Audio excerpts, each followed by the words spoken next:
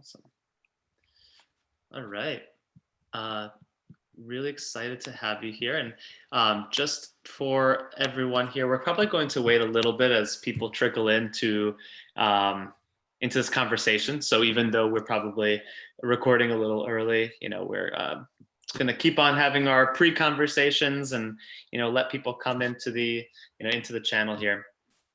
Okay. And I'll probably mention this a few times, but for anyone who is joining now, we will have some Q&As later on.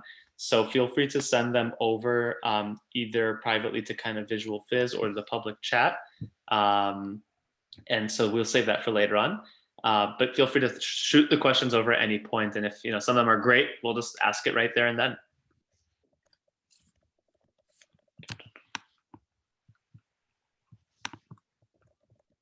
And I like the little branded sign behind you. I have to carry one of those everywhere I go. Yeah. I wasn't set up this way. It just works. I'm in the office. This is where our desks are. So it's like, it's great. Very well marketed. Sponsored by Farmer's Fridge, everyone. Just letting you know. Yeah. No, I'm kidding. It's the old logo though. So. Oh, so the branding part of you is probably like, oh man. Well, I'm just like, we're gonna be cool and retro, and I'm gonna probably not let my OCD side get the best of me, as you mentioned earlier. Oh no, I know. As a marketer, it's like you can't not have OCD. Everything has to be perfect. I know. Which annoys the heck out of developers. Designers are also OCD, so that's the good part. Yes. But it definitely annoys everybody else. Yes. Well, okay, cool. So let's give it like one more minute, and then we'll begin. And just as we talked about before, it's being recorded. This is going to go on YouTube, blog, multiple different channels, social, etc. So everyone can watch later on as well. I think we'll get started. Cool. So thank you very much. Really appreciate hopping on here. We have Meghan Hurley from Farmer's Fridge. She's the head of marketing. And we're here chatting through another VisualFizz growth series. I might be a little rusty as this is the first one of the year. It's been some time. We took a nice winter hiatus for about a month or so.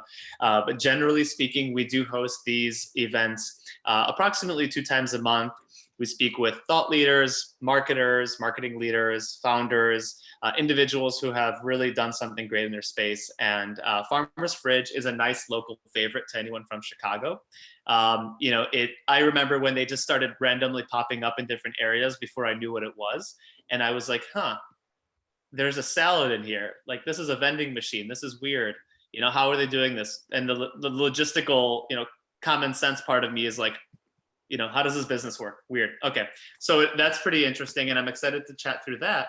But beyond, before we get to Farmer's Fridge, for anybody who has never been to a VisualFizz growth series, if you've ever listened to the podcast, How I Built This, it's very similar where we chat with Meghan and our other individuals who've been a part of this about their lives, how they got to where they are, the success stories, the growth marketing aspects of what they're doing now and before, and then we're opening it up to questions and answers. So everybody who's listening, watching for now or in the future, you can always send us an email, but for now, shoot over any questions that you have, and we'll be asking those towards the end.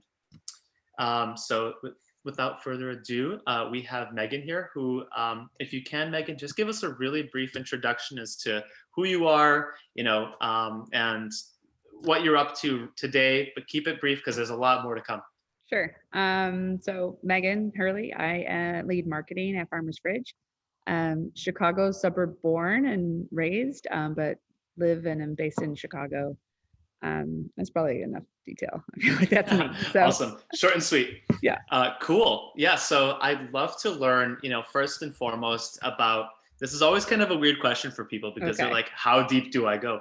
But tell us about, your childhood, like upbringing, because I think for all of us, it's very important to understand, like, how did you get to where you are today? Yeah. And I think a lot of it does come from where were you years ago? So we'd love to hear a little bit more about, like, what was that progression into maybe, through college, like your first job, how you decided to be in marketing, et cetera.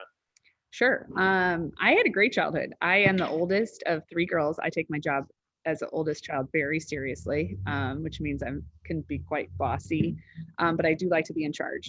and grew up in the suburbs and had like a pretty, and still have a pretty wonderful and very close-knit family. I'm very thankful for the amount of support and love that I grew up around, and it just kind of created a really supportive environment. My parents were always, and I still like get on them for this because they don't really give advice. They're just like, that sounds great, which is awesome and encouraging, but also sometimes I look back and I'm like, they knew I was not making the right decision, and they're just like, let her go.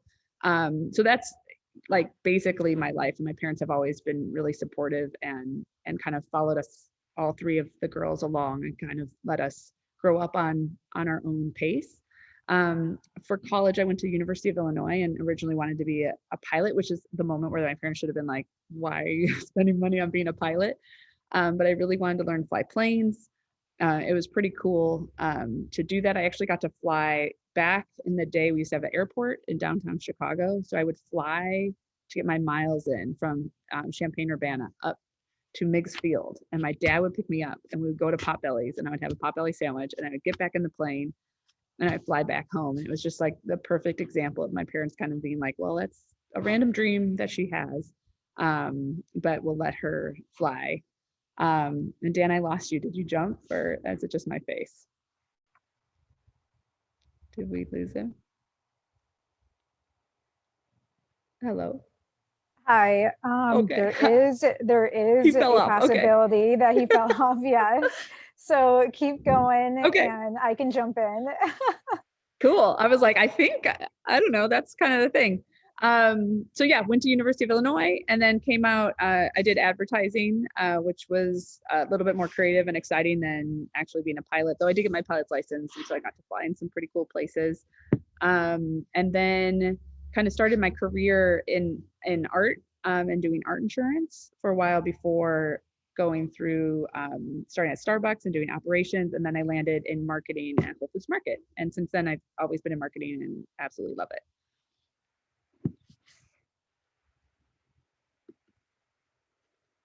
Okay. Sorry, Sorry, everyone. We're having some technical difficulties here. Dan, his Wi-Fi kicked him out. So I can take it over from here. So that's pretty interesting that, and also everyone who is currently watching. Yeah. I do not have my video on. I'm not camera ready, but I'm VisualFizz's marketing manager. I'm Sydney, so I'll take over from here until he jumps back on.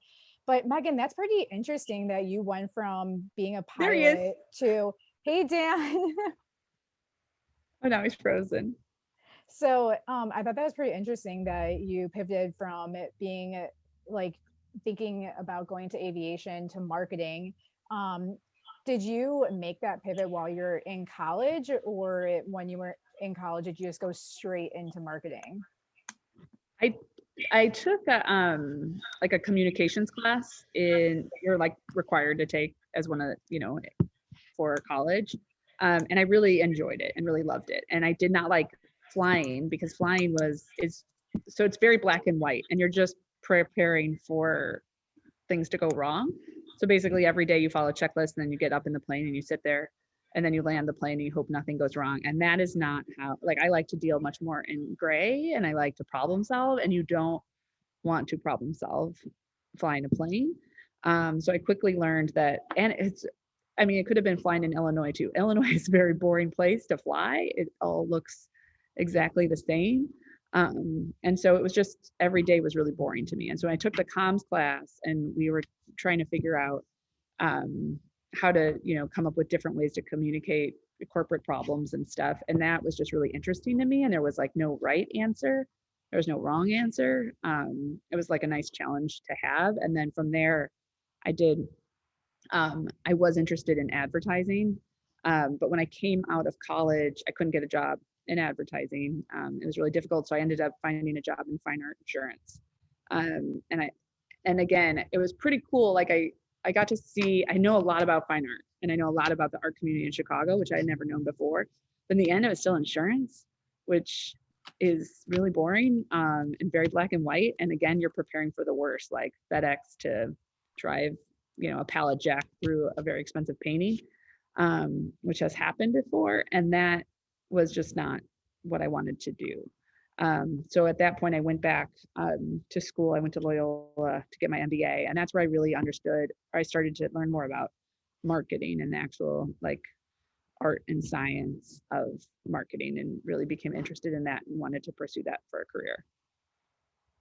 Hey guys. You're welcome back. I always tell people COVID not only affected us, in a way, but it totally ruined everybody's Wi-Fi. Yes. If we were tested on the quality of our bandwidth and infrastructure for Wi-Fi, we would definitely fail. So I apologize, but thank you, Sydney, for taking over. I really appreciate it. And if that ever happens again, I apologize in advance for everyone. I did catch most of what you were talking about. So, really appreciate that response. I felt really bad.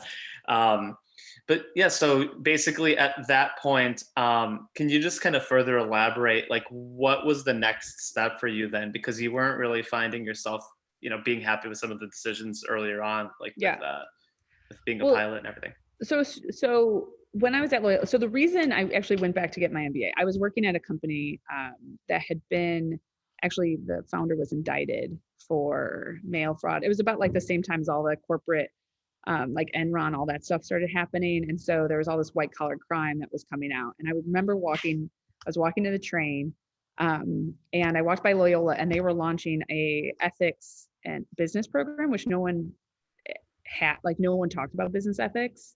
Loyola is one of the first schools to have really a solid business ethics program. And so that's when I was like, oh, I think I want to take this. I want to understand more about like how this world works. As when I was at Loyola, I did a lot of work on understanding the Starbucks model and how Starbucks, and then also their emergence in the Asian markets, and learning about American culture and corporate culture and all these things that were just super interesting to me. And so actually what ended up happening is when I graduated, I quit my fine art insurance job and went and worked in operations at Starbucks. And so went to, opening coffee shops at 4 a.m.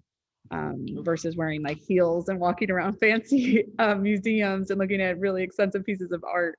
It was a much different world. And that's where I really started to learn, I think honestly is where I started to learn about brand and how important a brand is, and a brand is outside of marketing. Like marketing gets to tell the story of it, but it's this whole entire experience. And working at Starbucks, especially when I did, I just learned so much about all the details. Like that brand is just like every single detail is so thought through, from the stories that they tell to the training of employees to how they hire to how people even talk to you, to their, like things that we all now as just part of our words. They put a lot of effort into creating that. And so it was so interesting to work there and learn operations, which I didn't have a background in. Yeah, absolutely. I'm a Loyola alum as well. I am, yes. And it's interesting. You bring up a good point, because Starbucks is meticulous about everything they do. I've been to their headquarters as well. Yeah. And the most memorable aspect of their headquarters was you go to a room and it's filled with 150 chairs. And they have people literally scratch test, sit test, keys, coins, coffee spill on every type of chair, couch, cushion, you name it, before they start to decide which chair they use, and then which lamp they use, and which one is perfect for the coffee, that whole concept of a third place. Starbucks revolutionized that concept. So it's very interesting. You're definitely right, because the operations side for Starbucks, they're not, at the end of the day, they're not known for having the best coffee. They're known for the efficiency, for being available, for everything else that they have essentially done to make it so inviting to go into a Starbucks and become a member. It's a very low mental load. Like, like I have kids now and I love Starbucks. I'm just like, it's just so much easier to go anywhere. It solves everything, my family, all the needs we have. It's like a bathroom, a clean bathroom, coffee for me, and whatever junk my kids want to eat. And they do it, and it's so well planned. It's very, exactly. I was gonna say it basically cuts out all of the extra fluff, because it's so streamlined that you just never have to worry about it, especially as you get into I don't want to say newer because it's been around for a bit, but their reward system, everything being on mobile pay, or pretty early on. I mean, years ago, before a lot of people started to integrate it through like Square and other platforms.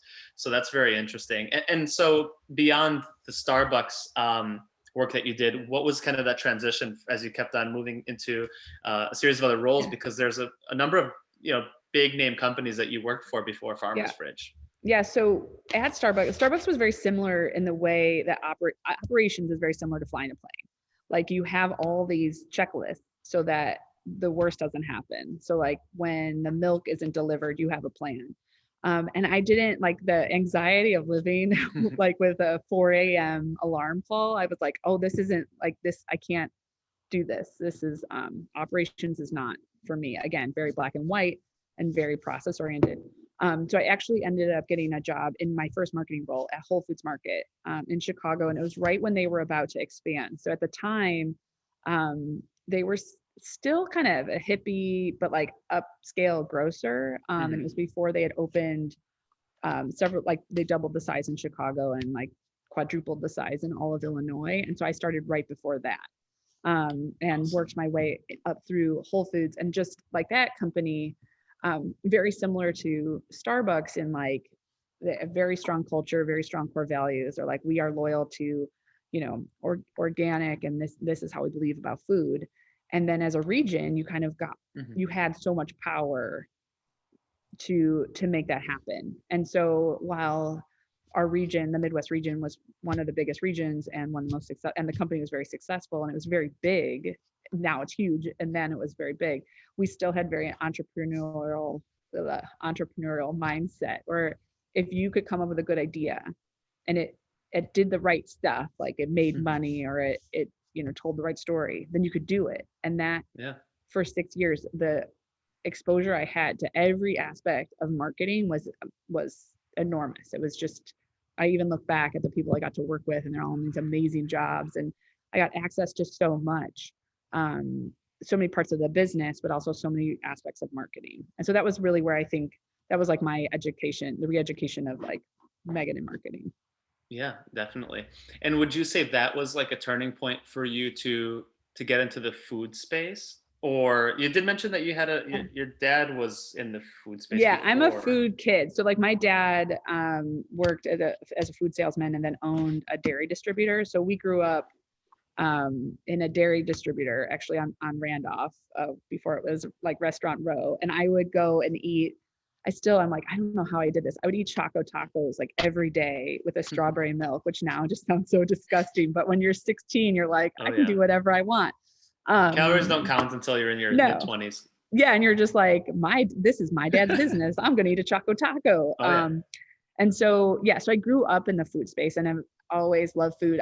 But I also think like Chicago plays this really interesting role in food. We have these like giant CPG companies here, but then we have these smaller startups like where I am now. So I love food. I love telling the story of food, but I also like love the grower and the manufacturer. Like I love it all.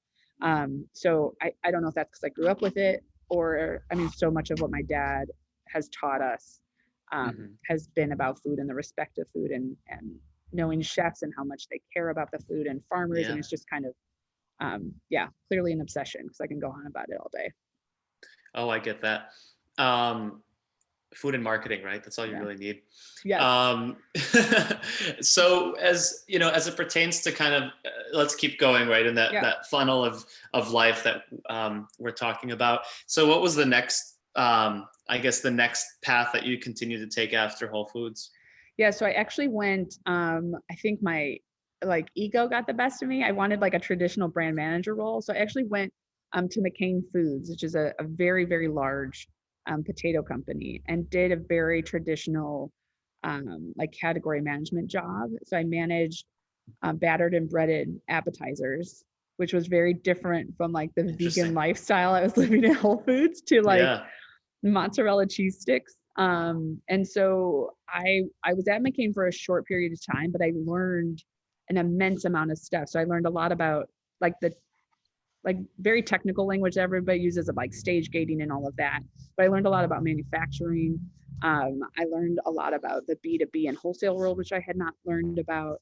and sales. And then I learned a lot about that there's 3 potato companies in the entire world. And that was just fascinating. And it's one of everybody's potatoes. So it was just stuff like that where you're like, I was also pregnant at the time, and we were a provider of McDonald's fries, and you could go downstairs to the special McDonald's fryer and fry up your own. And it has the salt gun, which I don't know if you ever look at a McDonald's, they have a little salt gun. And it was like the best perk for like this pregnant lady. I was so happy, but the job was just a little bit different than what I wanted. That's crazy. And so was Farmer's Fridge then, we'll get to everything else in between still, but like, was Farmer's Fridge then your first, it was still kind of a startup now, right? Would you still call it a startup? So it had just started. It's actually the first thing I had from Farmer's Fridge to like continue on the pregnancy line was there was a Farmer's Fridge in the Nordstrom Mall, and they had cookie dough. I think Luke would probably hate if I was telling the story, but it had cookie dough in it. And when you're not supposed to eat cookie dough ever, but when you're pregnant, you're especially not supposed to eat cookie dough. And I was like, what is this? So I remember getting the cookie dough from that. I didn't pay attention to anything else in there. But since then, it had always been on my radar and a company that I paid attention to. Interesting. Yeah. And that's kind of going back to, the first time I've seen Farmer's Fridge as well. It's like, you can't miss it. Right. You really can't. And, the funny thing is we were chatting about it internally at, VisualFizz, my team, and we were naming exactly we knew where the Farmer's Fridges were, because it's not like you're going to go and be like, oh, I remember where that Gatorade, vending machine was. Right. It was so special to me. But you definitely remember where there's a fridge full of green salads, and like, you're still questioning how is this here? Yeah. Which I'm sure we'll get into. And so at that point, you became interesting. Would you say that was kind of like, well, why don't you continue actually? Like what took it from like an interesting point to, applying So I went after McCain, I actually went to Pete's Coffee. So I worked at Pete's Coffee, and they were like, what's interesting at Starbucks is they like pay homage to Pete's Coffee, because it was like the first of, this like actual respect of the coffee bean and all this stuff. So when I went to Pete's Coffee, I was like, oh, this is amazing. And it was so funny, is they're like, Starbucks is our, competitor. And I was like, oh yeah, you're right. So they're a California brand. And at the time they're expanding in the Midwest and the East Coast. So I was really part of that. And so I worked there for 4 years, but then really wanted to, work with a team based in Chicago. And so I left the food space and went to go work for Trunk Club, which is a company of Nordstrom. And that was really my first time stepping out of food, but it was also my first time stepping in, like jumping into tech, because they're an e-com service. Definitely.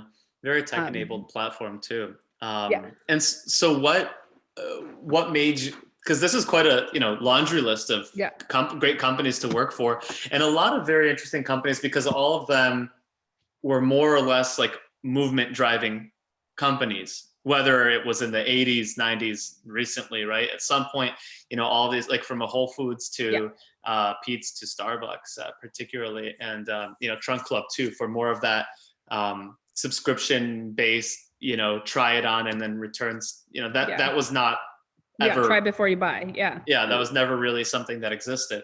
And that's why Trunk Club actually, of course, grew to what it was. So, what, kind of stepping back from your timeline, what drew you to these types of companies? There are stories I like to tell. So like, I think I of course was a customer, which I think is really, it makes my job a lot easier when I understand the brand from a more emotional standpoint. So and not all brand marketers are that way, but for me, it was really easy because I could see I would get excited. Like at Starbucks, I would get excited all the time when we brought out something new, and same with Whole Foods. Like there would just be like when we had new products, or every day at Whole Foods, you have to face the shelves when you're in the store. So every day at 2:00, if you're in the store, you're down there facing the shelves. And I loved it. Like I loved talking to customers, and I just loved the product. And so I think that excitement for myself, but the excitement that people have for that brand is really what has driven me to all the places that I've worked at, including Farmer's Fridge. Yeah. So that's awesome. Okay, cool. So we're we're almost at the 30 mark. So I want to get to Farmer's Fridge because this is current, right? Yeah. That was the past and it's behind us, right? For better or worse. But, let's talk through Farmer's Fridge. This is your current role. So how did you get to where you are today through, the process? Yeah. So when I was at Trunk Club, I saw that Farmer's Fridge was starting a marketing department. And there was like a couple wacky jobs posted. So I had reached out to people I knew here and was like, hey, I don't know what these wacky jobs are, but I could do this job if it came up. And they were like, oh yeah, that's what we meant. Like, we don't really understand marketing. We just want to start a marketing department. And so I had interviewed a couple times and I think really hit it off with Luke, our founder, and just kind of was like, I really like this brand and I feel like I could do a good job helping you, expand. And at the time, this was a year and a half ago. So Farmer's Fridge was like secretly expanding into New York. Mm-hmm. I mean, I remember being like, are you in New York? It looks like you're in New York. And they're like, we are not in New York. And I was like, you are though, or someone's stolen your brand. So I got to come on right as we had expanded into New York secretly. And then it was my job to tell everybody about it. And so that's kind of how I started my job. And really it was really a job, it was called the brand role. But it all of a sudden just became the entire marketing department because there's just so many opportunities. Yeah. Interesting. And so side tangent, why was it a secret to get to New York? I have my guesses. I think it's because it's scary to go to New York. And so you want to make sure it works before you're like, we're here. And you have this Chicago brand that's going there. Our founder's also from the area. So maybe it was him wanting to make sure we did it right. But for me, I was it was so strange. And then everyone's like, don't talk about it. And then even when I was here in the beginning, I was like, can we talk about it? And they're like, not yet. And so I never really understood, but I do think it was probably it was our first expansion out of the Midwest. And you don't know how it's going to go. New Yorkers are so different than Chicagoans, but they're really not. They want some easy, quick, convenient, healthy food. They're more they're actually more on the go probably than us. I know. So, they are. If you ever walk to the speed of a New Yorker, you have to get a electric scooter just to keep up with them. I know. And the talking, they're I try to talk as fast as them, but yes, I agree. I know. Interesting. That's really cool. So let's talk marketing now because we're at that point where you came in, right? And Farmer's Fridge was at a point where they're just starting to expand. And when they were planning this expansion, how many, would I call it locations? What would be the term for it? Yeah, we call them locations. So at the time, I would say we were at 400 fridge locations, and a good amount of that in the Midwest. And with New York, it was really, we were working in a lot of private office buildings, a lot of private spaces. So we didn't have any public fridges, which was part of the reason too. You don't want to come out and say you're in New York if no one can get to you. So that was really, we were working with different hospitals, different businesses, and then universities. Sure. That's very cool. And so what was this expansion plan that you guys planned out? What did that kind of look like? And, was it successful? Yeah. So we did a lot of PR at first, which was great. We work with two really great, scrappy, wonderful PR companies. And so they had helped us a lot to tell the regional story, but also tell the national story and expansion of Farmer's Fridge. And then with New York, because we didn't have very many public locations, we really were just working on telling that story and hoping to get, some public traction. But at the same time, we also expanded into Philadelphia. So with Philly, we did a much more traditional marketing expansion where we did events.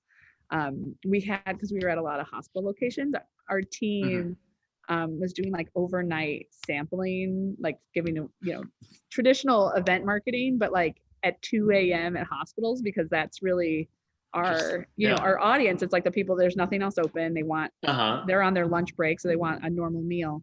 So we were doing great events, but in the middle of the night in Philadelphia. Wow. And were those successful? Yes. I mean, we fell in love with Philadelphia, and New York. And I would say everything was pretty successful, but it was last fall. So we were like, this is great, and sales are going up, and every traction is gaining, and we're getting these really great Yeah. press hits. And then you know, you hit March. So Our favorite month so of we all March did. We all 2020. just like slammed right into that wall right there. Yeah. Interesting. Yeah, let's get into that briefly. I don't love, I mean, COVID is very much part of our lives, and, you know, hopefully sooner than later it's gone. But, you know, there was a process of, you guys were expanding, you know, you probably, how many fridge locations did you have at, you know, let's call it February of, you know, 2020? So we were at 400 then. Okay. Yeah, Awesome. over 400. Yeah. And we were like placing, it was like 10 to 20 fridges a week. It was like nuts. Wow. And we had just had for marketing, we had a huge partnership with Macy's launch. And so we had a fridge in their 34th Street location. Like, it was so cool. Nice. Like, we were just like, oh, this is so exactly where we want to be. And then we all came home, and then everyone's like, don't come out of your home. Yep. Yeah. So let's talk about that. You know, what did COVID, you know, what was in store for Farmer's Fridge during COVID? Like, what did March through today, which for video's sake is the end of January. So nearly a year later, what was this year like for you guys? So because New York, as you know, was the first to really shut down, we saw about 70 to 80% of our business shut down in the course of 2 weeks. And then I don't really know, like, we had always talked about doing e-com or some sort of delivery, but it was more like on those, you know, the whiteboard, like, one day we'll do this. And then all of a sudden it was like, oh, we need to do this. And so there was like a call where it was like, well, we can have all of our fridges are stocked every day. So we have a delivery, we make our own food, we have a delivery network. We could just have them go out during the day instead of at night. And then we don't have an e-com setup, but there's also amazing platforms like Shopify, which can let us, you know, launch something pretty quickly. We already have all the inventory. It's the same, it's just plugging into our system that we already have, because we're vertically integrated. And then for marketing, I think we're the only ones that really had to create a whole new thing. And so we had to launch, e-commerce, like growth marketing, which was, thank God I had my experience at Trunk Club, or I would have been a little lost. But, you know, we turned on Facebook and saw an order come through, and we were like, okay, we can do this. And so from there, we had to take a step. So we launched all our paid acquisition advertising. We were doing all that. But then we had to take a step back and really look at, like, if this were not COVID. So COVID times, you launched out of order, what would we do? And so our vans, which we had used to deliver product overnight, we never branded them because it's the middle of the night, no one sees them. And so we had to go and say, okay, well, we should brand all our vans, and we should give all of our team members clothing that's branded Farmer's Fridge. They never had to, because they were in hospitals at 2 a.m. No one ever saw them. So and now we have this whole story to tell about our drivers, which was so fun, and our team members, which was so fun. And so that's really, like, marketing kind of like acquisition came before any of that. And then we got to kind of go back and was like, how do you build brand awareness? What kind of programs would you really put in place to do all of this? And so that's where that was kind of how we survived the first part. And then we can kind of step back about last fall and really look at the strategy for the company, of fridges, of e-com. And then a third channel kind of popped up through this time, but it was definitely something we were working on, which was wholesale. And so we've been working on a lot of wholesale. So now we've gone from being a fridge company to a very omni-channel company with a team that has to figure out how to do omni-channel. Yeah, no, absolutely. You know, it's very interesting what these problems kind of, like, these problems basically create some progress in a weird way. You know, people get, I'm not saying you guys were comfortable, but people get comfortable and they grow, which is great. And then they're hit with an asteroid and essentially have to figure out how to fix them. And, and so it's interesting. You took almost, in a sense, like a grassroots approach, like t-shirts, you know what I mean? Like, that's something you do and you're just starting out as like a startup and you're excited to have a t-shirt. But it makes sense because it's branding, you know, and something that you probably never had to think about outside of your, you know, obviously your fridges at a certain point, which were branded very well. Our fridges are so well branded. Yeah. And they're so bright. Like you had said earlier, they're this thing. And then all of a sudden we lost our vehicle for our Mhm. brand. And it was like, oh, we got to like go back and figure this all out. Yeah, yeah, that's interesting. And so would you say that like what were some of the more successful channels that you guys were using back then, let's say during, let's call it the next 6 months, and then now, in terms of kind of your growth strategy, like what's working for you guys? Yeah. At first it was like peer pressure on family members to order Farmer's Fridge. There we go. But honestly, like Facebook, uh, was a really great channel for us. We really, all of the paid channels, we did dabble in direct mail a little bit. We're doing Mhm. that again this year. Radio has helped. And then I've had really great experience with TV. We have not tried that at Farmer's Fridge, and hoping, with future expansion where our geos get a little bit bigger, Yeah. that we'll be able to test in those markets as well. Yeah, absolutely. Especially because now, you're able to kind of segment your audiences a lot better with smart TV Yeah, and with these new platforms. I yeah, think back then it was difficult, but it's as you're waiting this out a little bit, there's so much more reliancy on some of those in-home, processes. And that's yeah, interesting. So the paid media channels were really the drivers. And you said Facebook. Like, did you find that other channels like Instagram or any of the like TikToks of the world were working, or did you yeah. try those? Every time you say TikTok to any marketer that's over the age of like 17, their face, it's exactly yours. It's like, ugh. So I am married to an artist, and he actually is really successful, and he's older than me, and he is really successful with drawing on TikTok. So I Awesome. am trying not to like age out of TikTok. But we didn't. So it's not that we are a small team. Yeah. And we actually just went back and looked at all of our ads for the last year, and it's all of our it's all of our body parts. It's like us dumping salads and us Hmm. like it's half my team took photos of themselves or significant others, and those are the things that we used in all of our ads. So Totally. all of a sudden we'll be like, let's do TikTok. And I'm like, who has the time to do TikTok? And I told my team, I was like, there's this fun TikTok here and there's this fun TikTok there. And they're like, you are like, and sounding like an old lady, please stop. And so we have a TikTok account, but we haven't done anything on that. But we did see it's Facebook, Instagram really worked well. And to be honest, we kind of like took a step back from doing too much paid in the beginning or in the end of the year, and I'm now starting to ramp it up. And so starting to look more into how we get a little bit more segmented. Hmm.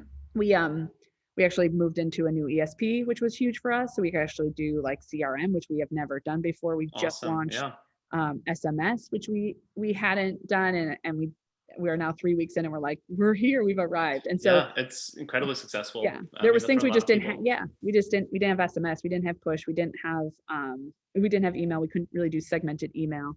Hmm. And so all of that was unlocked for us in 2020, and I feel like this year we actually get to be marketers, whereas last year we were like builders of the Yeah, marketing like foundation. brand advocates almost in a way. And Yeah. now you're actually like getting deep diving into a lot of the features of marketing that have Yes. really progressed uh, over the past few years. Yeah, we just got a That's blog. We're like, we have a blog. nice. Yeah, I mean, in your space, it's a great space for blogs, vlogs, YouTube. I mean, quick Yep. content wins like Instagram stories.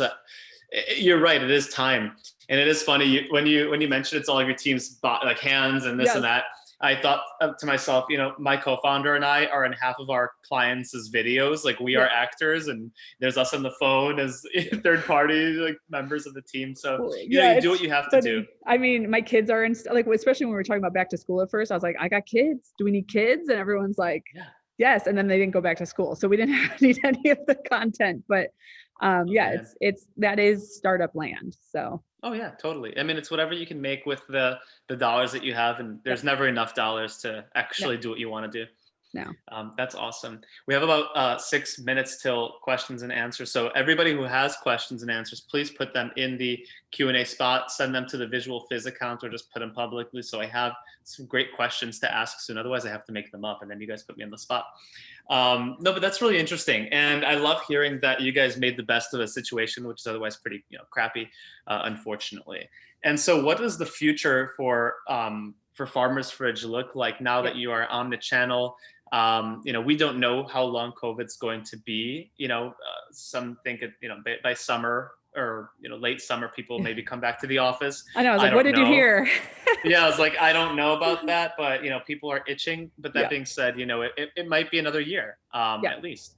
So what does that kind of look like for you guys? So I think now that we have 3 channels, it allows us, I think that's pretty exciting because it just allows us a little bit more flexibility and in how we can address the market. What launching delivery allowed us to do is introduce our brand to a lot more people that weren't seeing us. So we had earlier talked about New York. Now for the first time, anybody can get our food in New York. Whereas before you had to know a guy who knew the, door guy at wherever. And now it's just everybody can order it. And so what's been so exciting is the access to our product has just opened up, which now means that, you have all these universities that are really excited about carrying our product, which is fun. And you're talking to a whole bunch of wholesalers and different airports about not just being in a fridge, but actually being in their stores. And so there's all this opportunity that kind of opened up because of building the brand, which is crazy because we really built the brand through performance marketing, which is, as a brand marketer, hurts my soul to say, but it's really what, we used all of that acquisition marketing to really drive our brand awareness, which has now created an inbound need and request and opened up all these new avenues for us. So I'm hoping you'll start to see Farmers Fridge in a lot more places. And similar to a fresh food option that is available in our fridges in places that are, can't support like a restaurant facility, or places that like an airport or a hospital that need to be 24 hours. But that you'll also see us on shelves at grocery stores, and then you can also have us delivered to your home. I think it's a great idea. And I mean, it's not like like you said, like it's not like your operations have really changed that drastically. No. And so all you're doing is just you're creating more exposure. And then, the nice thing about that, and I'm sure you guys have talked about it in depth, is once COVID is over and you have enough people that have found your brand, even if they weren't customers, but they saw you scrolling on, Instacart, and then or not Instacart, but maybe Instagram. Yeah. Well, you never know. We'll be on Instacart soon. Yeah. I mean, maybe it's Instacart, maybe it's like through any type of like more. Oh my gosh, I'm losing my mind. This is what happens at the end of the day. But through any of the apps that we talked about earlier, right? So they are finding you, whether or not they're a customer. Now they know that you exist. And so when they do see your fridges, which I assume you guys are going to start back up with the fridges once people get back to work, there's that brand awareness that you never had earlier on, because they've seen you in all these channels. So it's very cool. Well, we're now we just launched a pilot with Dunkin' Donuts, which is like insane. And so, and exactly my dream, like I want to be the accessible, healthy food that we're just kind of like there when you need us and, easy. And so, we launched a pilot with Dunkin', and people are like, this is fun. This is great. And I hope that more of that comes our way. And that is cool. Here. You bring up a good point. I'm going to ask questions in 2 minutes. I see multiple questions coming up. No. It's great. No, it's great. They're very difficult. My last question you brought up, which is kind of just interesting, is like the accessibility standpoint. This is, I guess, a random thought, but there's a lot of food deserts in major cities and elsewhere. Is there at some point going to be a goal, or is there something in place for food deserts or areas that are low income that may not be able to, afford the premium price of salad, as people think it's a premium item, like fresh food? Yeah. It is definitely part of our vision. We've done a couple tests where we've done stuff in different neighborhoods in Chicago where we're trying to figure out the model. And then we have a bunch of, our menu team is working on a whole bunch of menu items that are lower priced, but still have, the full serving of fruits and vegetables. And so we are pushing on that across all worlds. My team, what we specifically work on is finding those partners in those areas that are doing all the different, supporting all the different organizations. So like this summer, we actually were able to give away a lot of food to different organizations that were feeding people. Great. And that was pretty exciting. So we're working on the community support aspect while we then also build the infrastructure and logistics to actually support all the neighborhoods in whatever metro area we're in. Very cool. That wasn't a pre-thought through question to make Farmer's Fridge look good, everyone. So that's really nice. It wasn't, but we are hustling very hard on that. If anyone on my team is on this call, they're like, oh, we just talked about it today. That's wow. See, maybe I was on the call telepathically. Cool. So I have a few questions here. This one looks like a really good one. I'll just kind of read it verbatim. So many advertisers focus on mid and low funnel tactics when growth is starting to really spike. How are you planning to also help fill the top of the funnel and nurture those new consumers? Is that something that will play a role in your media mix? Yes. I think my experience at Trunk Club, where we were so addicted to spending money on leads and closing down a customer, that we weren't really working on creating demand. And I remember we went through this really interesting exercise where we stopped calling it awareness, because everybody they were like, awareness is just money that marketers like to spend on goofy things.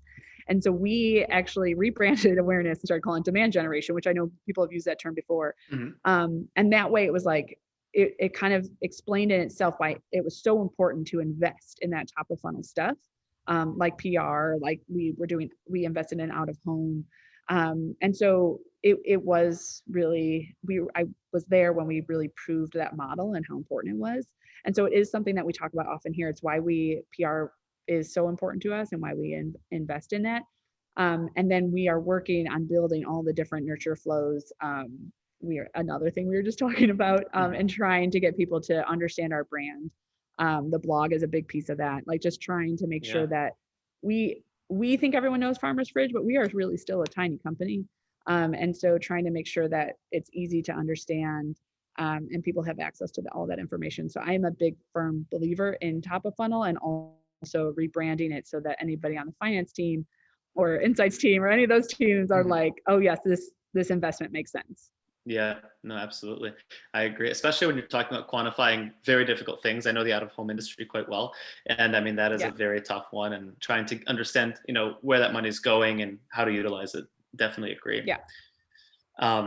This is an interesting one. I think it alludes to kind of the business practices a little bit more, but tell us about a little bit more about your wholesale business. Like how did that come to play? And, what's the role in marketing or leadership to try to build that part of the business? So we had been working with wholesalers. Well, I should back up. We had been working with different retailers like Walgreens. We have locations in Walgreens and 7-Eleven pre-COVID.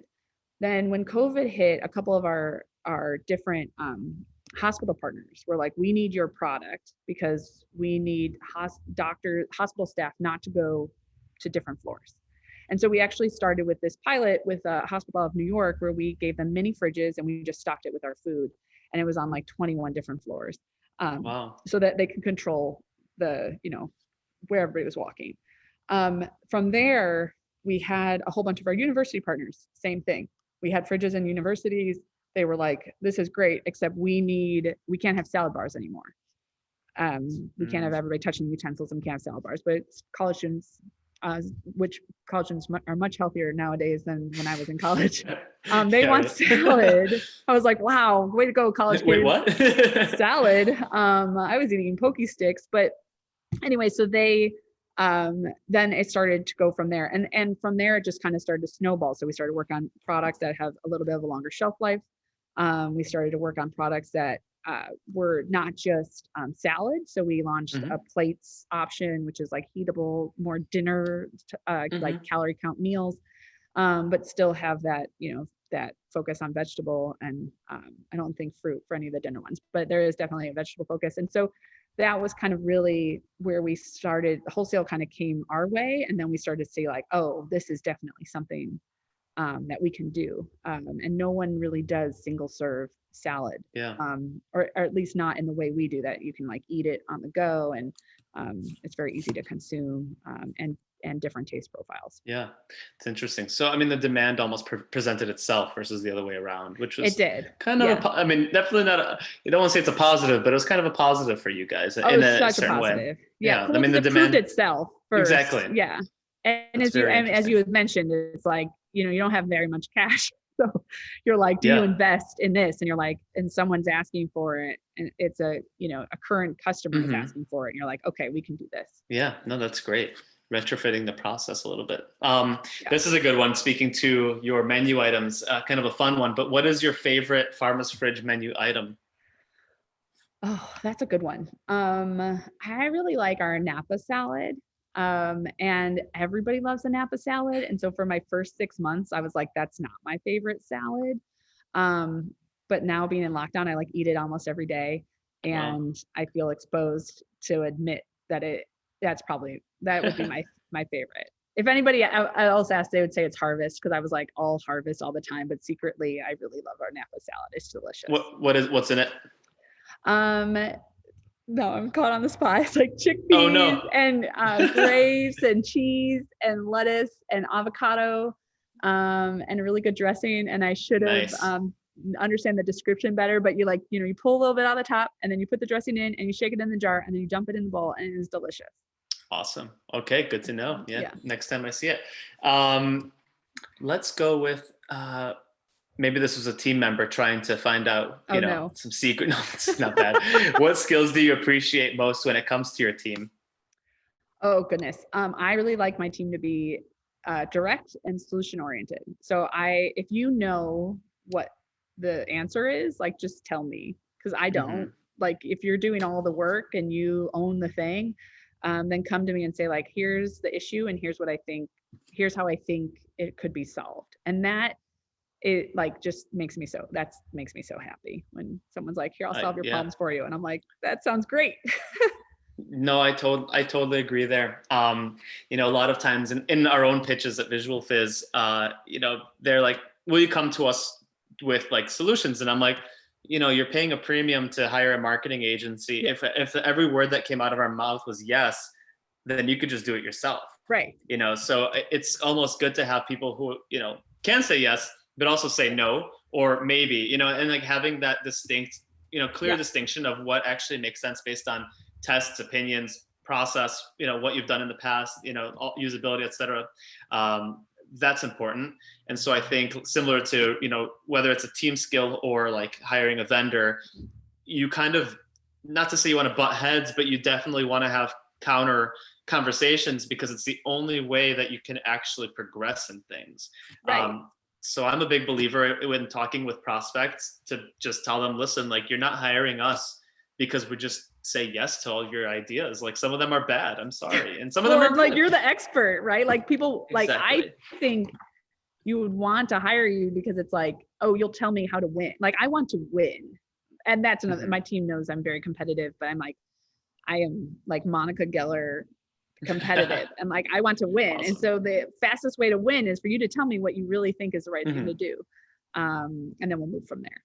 Especially when it's backed by data. So it's all about, that's all about partnerships and everything else. And actually, this is a good kind of last question that was provided to us. It leads in really well. Somebody said you're an amazing team leader, which, I wish my team told me that once in a while. No, I'm totally kidding. Who am I paying? This is great. Yeah, Sydney's probably like, oh, Dan. She did take over, which is I really appreciate. What are your tips for running a strong team? And then I think I'm going to add to that a little bit. Like, how do you keep that team really well connected and close knit, especially? Oh, actually, this is going to go into another question that somebody just asked. So I'll ask this one. What are your tips for running a strong team?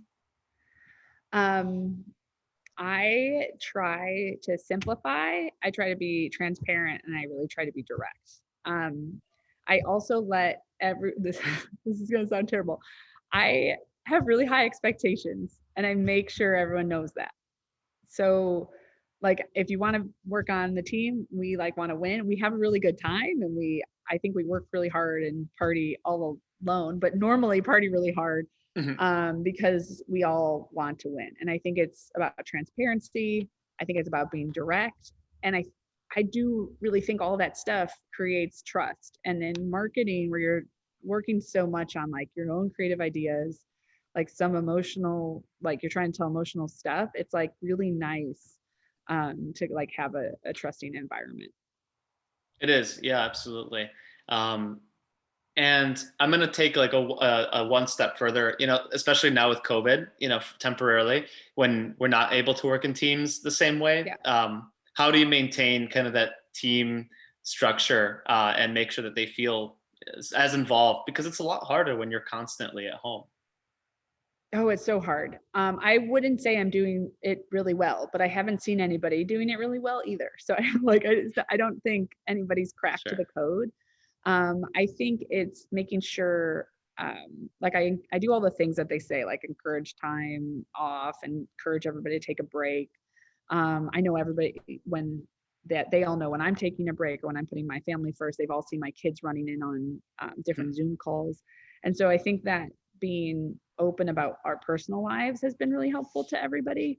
But it's just it's acknowledging that this is really hard.